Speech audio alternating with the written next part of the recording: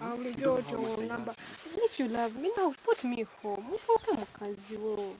What to put you home? Diye ngo uli uncomfortable. Ina wolabiriza ndowooza kati otidde gukazi gwo. I just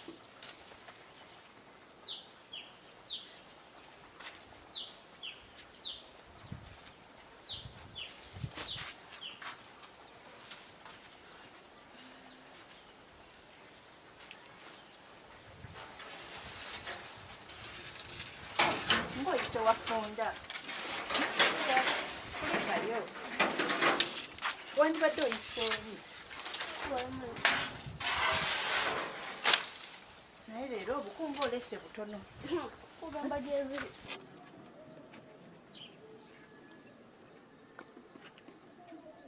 twetaaga omwana nga bwe mbeera eyo at least nsobola nga at least nsobola okuba nga wenkuba essimu ina omuntu kuŋŋamba nti uno nayagala kukubuuzaako at least that I want to be a dad. Yes, baby. Yeah, that's true. We need it. Fred, this is because of you.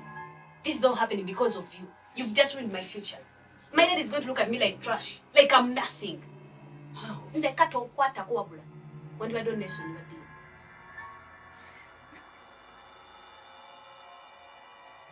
Did anyone number you? If there is anyone, then what will you do about it?